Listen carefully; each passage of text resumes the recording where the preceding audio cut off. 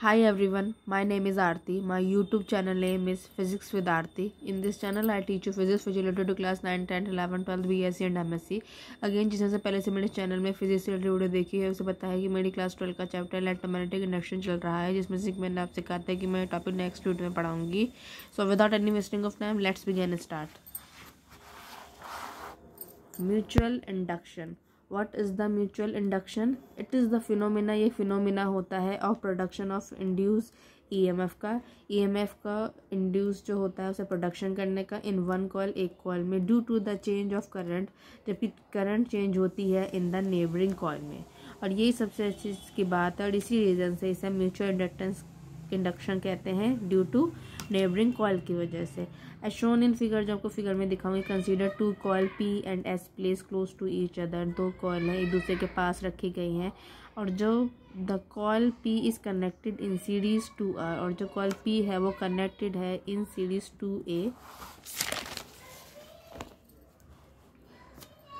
Battery B से and rheostat R H से through a tapping की के, क्या टैपिंग की के से. और the coil S is connected to a galvanometer G when a current flow through a coil P. सबसे पहले हम डायग्राम देख लेते हैं. ये देखिए, ये रहा हमारा डायग्राम.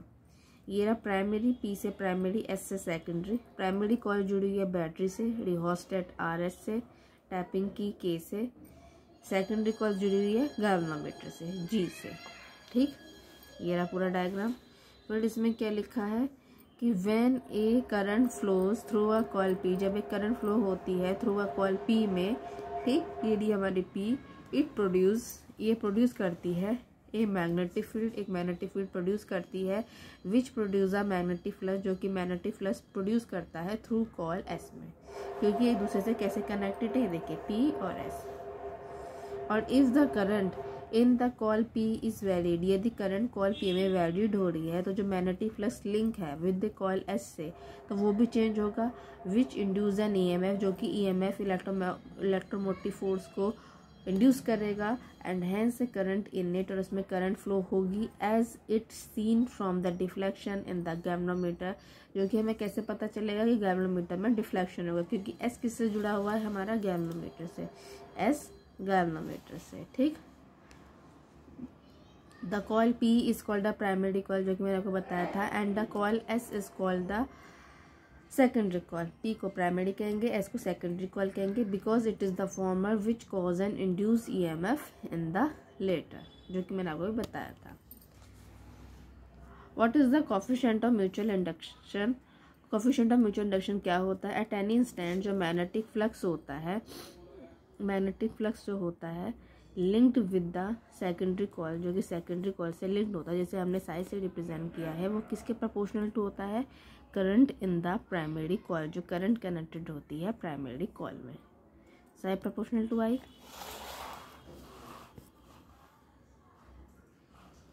ठीक, प्रोपोर्शनलिटी का साइन हटाएंगे, size is equal to capital M I. Equation number first. तो जब प्रोपोर्शनलिटी कांस्टेंट है उस हम एम को क्या कहेंगे? इसको म्यूचुअल इंडक्शन या कहिए म्यूचुअल इंडक्टेंस और coefficient of mutual induction of the two coil का. और any change in the current I sets up an induce EMF in the secondary coil which is given by, जो कि हमें पता है इज इक्वल टू माइनस के D Sai over D T. Sai की value यहाँ से लगा दी, एम आई लिख दी, तो एम बाहर निकाल दे, D I over D T. यदि हम इक्वेशन फर्स्ट हो गई है मेरी और ये हो गई मेरी इक्वेशन सेकंड. यदि मैं इक्वेशन फर्स्ट में आई की जगह 1 लिख दूँ तो देन साइज इक्वल्स टू क्या हो जाएगा? एम हो जाएगा. Thus the mutual inductance of two coil is numerically equal to the magnetic flux link with one coil. किसके बराबर है mutual inductance? Equal to the magnetic flux. ये देखिए, साइज इक्वल्स टू एम. यदि हम आई की वैल्यू यहाँ पे कर दें 1 कर दें. ठीक, अब ये इसी तरीके से यदि हम इक्वेशन सेकंड में D I over D T की वैल्यू 1 कर दें तो ई की वैल्यू क्या आ जाएगी? माइनस के एम. तो हम कहेंगे the mutual inductance of two coil may be defined as the induced EMF set up in the coil और when the current in the neighbouring coil changes at unit rate, मतलब di/dt की value जब 1 होगी तो हमारी E की value किसके बराबर हो जाएगी, m के। ठीक, तो ये हो गया यूनिट रेट। अब आता है इसमें unit of mutual inductance. Unit क्या है म्यूचुअल इंडक्टेंस की। यदि हम इक्वेशन 2 देखें तो m is to E di/dt। We have equation 2 मैंने आपको भी दिखाई थी, ये भी। ठीक, ये भी हमारी इक्वेशन नंबर 2। तो हमारी m की वैल्यू क्या हो जाएगी, ई di/dt, और e की वैल्यू क्या है यहाँ पे 1 वोल्ट, di की वैल्यू एम्पियर, सेकंड नीचे आता है तो सेकंड ऊपर जाएगा, सेकंड इनवर्स। तो हमारी ऐसा यूनिट ऑफ 1 क्या हो जाएगी, 1 volt second ampere inverse is equal to 1 henry, जिसे हम एस से रिप्रेजेंट करते हैं। ठीक, तो ये हुई हमारी यूनिट ऑफ म्यूचुअल इंडक्टेंस। अब हम बताएंगे कि mutual inductance of two long solenoid और रेसिप्रोसिटी थ्योरम क्या होती है। मोस्ट इंपॉर्टेंट, इन दोनों का हम एक ही कहेंगे, mutual inductance of two long solenoid को, रेसिप्रोसिटी थ्योरम को हो, बात एक ही है। ये रहा डायग्राम को हम थ्योरी से समझेंगे अभी। As shown in the figure, जैसे फिगर में दिखाया गया है, two long coaxial solenoid S1 and S2 with S2 wound over S1। ये रही हमारी दो लॉन्ग सोलेनॉइड, ये रहा हमारा डायग्राम से। देखिए ये रही मेरी S1 जो कि ऐसे ऐसे कनेक्टेड है, S1 में करंट फ्लो हो रही है I1। ये मेरी दूसरी सोलेनॉइड है S2, ये जो मैंने ब्लू पेन से बना रखी है, S2 में करंट फ्लो हो रही है I2, जिसमें ये बॉन्ड है वो उसकी लेंथ क्या मान रखी है, L। ठीक, देखो, और यही मैंने इसमें अभी लिखा है, ये L क्या माना है, L is the length of each solenoid. R1 R2 क्या, radii of two solenoid. A की वैल्यू क्या होगी, A is equal to pi R1 का स्क्वायर, मतलब area of cross sectional of inner solenoid S1। S1 के लिए R1 है तो पाई R1 का स्क्वायर। N1 N2 क्या है, number of turn in two solenoid.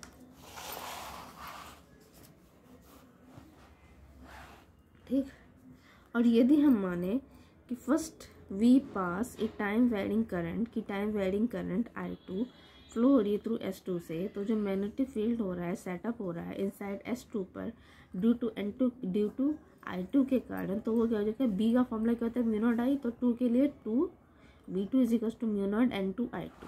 N2 की स्मॉल N2 की वैल्यू क्या होगी, कैपिटल N2 अपॉन N, मतलब the number of turn per unit length of S2। ऐसे ही हमें माने total magnetic flux linked with the inner solenoid S1 की value क्या मानेंगे, psi1 is equal to B2 A N1। ठीक, B2 A N1, और यहाँ पे हमारी B2 की वैल्यू क्या आ जाएगी, यहाँ पे हमने B2 के लिखा क्योंकि वो एक दूसरे के ऊपर बाउंड है, जो कि मैंने आपको फिगर में भी दिखाया था, है ना। B2 की वैल्यू यहाँ पे रख दी है म्यू नॉट N2 I2, फिर A N1 ऐसी रहा। तो म्यूचुअल इंडक्टेंस ऑफ कॉइल 1, है ना, विद रेस्पेक्ट टू कॉइल 2 की क्या वैल्यू हो जाएगी, M12 psi1 अपॉन I2। जब मैं psi1 अपॉन I2 की वैल्यू रखूँगी, जो कि मैंने psi1 की वैल्यू आपको भी निकाल के दिखाई है, और I2 की वैल्यू यहाँ पे नीचे रखेंगे, तो I2 से I2 कट जाएगा, तो क्या वैल्यू आएगी, mu naught capital N1 capital N2 A upon L। यहाँ पे हमने स्मॉल N2 की वैल्यू क्या लिखी है, कैपिटल N2 अपॉन L। तो ये मेरी M12 की वैल्यू आ गई। अब हम कह सकते हैं कि वी नाउ कंसीडर, हम मानते हैं जो flux linked with the outer solenoid S2, जो फ्लक्स लिंक्ड है with the outer solenoid S2 से, due to the current I1, current flow हो रही है I1 in the inner solenoid S1 में, तो जो द फील्ड है, field B1 due to I1, जो फील्ड है B1 ड्यू टू I1 के कारण इस कांस्टेंट है इनसाइड S1 में, but zero in the angular region between the two solenoid, और जीरो है angular region between two solenoid में। तो हेंस B1 की वैल्यू क्या हो गई, म्यू नॉट N1 I1। ठीक, अब इसी में कहूँगी कि वेयर N1 क्या हो जाएगा, small N1 is equal to capital N1 upon L equal to the number of turn per unit length of S1। और ऐसे मैं निकालना चाहूँ similarly total flux linked with the outer solenoid S2 is psi2 is equal to B1 A N2 यहीं पे रख दिया। B1 की वैल्यू म्यू नॉट N1 और I1 होगी। कैपिटल स्मॉल n1 की वैल्यू क्या होगी, n1/L, तो ये n1/L और n2a I1 ये ऐसी का ऐसी रहा। तो हमारा साई2 का फॉर्मूला आ गया। इन दोनों से हमें क्या पता चलता है, फिर से हम निकालेंगे कि mutual inductance of coil 2 with respect to coil 1 is साई2 ओवर साई1। फिर ये हमने साई2 की वैल्यू भी ये निकाली यहाँ से, फिर यहाँ पे I1 से I1 कट गया तो μ0 n1 n2a/L। तो हम क्लियरली क्या कहेंगे, क्लियरली हम कहेंगे कि M12 is equals to M21, क्योंकि दोनों की वैल्यू हमने भी निकाली, दोनों की वैल्यू बराबर आई और उसे हमने कह दिया कैपिटल M से। तो कैपिटल M क्या हो गया, μ0 n1 n2a/L, या हम क्या कह सकते हैं, अगर हमें कैपिटल n1 और n2 को स्मॉल n1 बनाना हो तो μ0 n1 n2a/L, ये दोनों क्या है, स्मॉल। और यदि हम इसमें a की वैल्यू लिख देते तो क्या आ जाएगी, μ0 n1 n2 पाई r1 का स्क्वायर l। ठीक, हम इसलिए कह सकते हैं जो म्यूचुअल इंडक्टेंस है of two coil is the property of their combination. ये म्यूचुअल इंडक्टेंस क्या है, प्रॉपर्टी है ऑफ देयर कॉम्बिनेशन की। इट डज नॉट मैटर, ये मैटर नहीं रखता है कि which one of them as the primary और द सेकेंडरी कॉइल, इनमें से कौन सी प्राइमरी है और सेकेंडरी कॉइल है। दिस फैक्ट, और इसी फैक्ट को हम कहते हैं रेसिप्रोसिटी थ्योरम। ठीक, तो ये हमारी थ्योरम कंप्लीट हुई। अब आता है coefficient of coupling. What is the coefficient of coupling, किसे कहते हैं। The coefficient of coupling of two coil हमें देती है give a measure of the manner.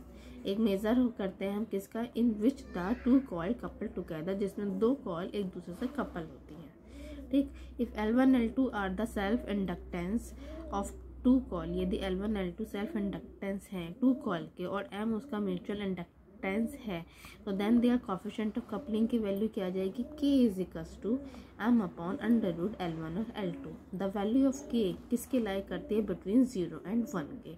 और when the coupling is perfect, जब कपलिंग परफेक्ट होती है, that is the entire flux of the primary is linked with the secondary, कि पूरा का पूरा एंटायर फ्लक्स प्राइमरी का लिंक्ड होता है सेकेंडरी से, तब M की वैल्यू मैक्सिमम होती है और K की वैल्यू 1 होती है। और जब कोई भी कपलिंग नहीं होती है तो कैपिटल M की वैल्यू 0 होती है और कैपिटल K की वैल्यू 0 होती है। ठीक, ये मेरे दो डायग्राम हैं, इन दो डायग्राम को मैं भी थोड़ा सा समझाएंगे। फिगर ए में जो देखेंगे, M is maximum when primary envelop secondary, और फिगर बी में M is minimum when primary is perpendicular to secondary. ये देखिए यहाँ पे A में क्या हो रहा है, ये एनवेलप, S मतलब सेकेंडरी, P मतलब प्राइमरी, और यहाँ पे क्या हो रहा है, ये perpendicular. P is the primary, S is the secondary, perpendicular. यहाँ मैक्सिमम है, यहाँ मिनिमम है, जो कि मैंने भी आपको थ्योरी में दिखाया। अब उसके बाद क्या है इसमें कि the K is maximum for the coupling shown in the figure A, जो मैंने आपको बताया, and the minimum for the coupling shown in the figure B, जो मैंने आपको भी बताया अबव। ठीक, अब मतलब वही जो आपको पीछे भी मैंने डायग्राम दिखाया था। अब ये आता है ग्रुपिंग ऑफ इंडक्टेंसेस, इसे हम करेंगे नेक्स्ट वीडियो में। अगेन मैंने जितना भी आप तक को पढ़ा दिया है, उस रिलेटेड कोई भी टॉपिक पूछना हो तो आप कमेंट बॉक्स पे कमेंट कर सकते हैं। मेरी 100% कोशिश रहेगी कि मैं आपकी प्रॉब्लम का सॉल्यूशन कर सकूं जो फिजिक्स से रिलेटेड है। इसके अलावा 12th के स्टूडेंट तो सुन ही रहे हैं, 9, 10, 11, 12 के स्टूडेंट, BSc MSc के स्टूडेंट को भी फिजिक्स से रिलेटेड कोई भी टॉपिक पूछना हो तो भी कमेंट बॉक्स में कमेंट कर सकते हैं। मेरी 100% कोशिश रहेगी कि उनकी प्रॉब्लम का सॉल्यूशन कर सकूं जो फिजिक्स से रिलेटेड है।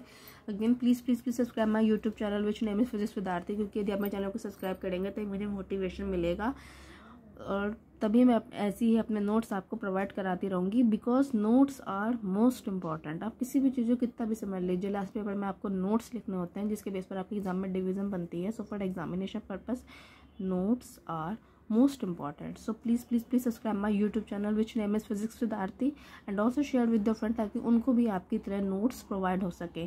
सो please subscribe my YouTube channel which name is physics with Aarti. Next video में मिलते हैं grouping of inductances. Okay student, bye.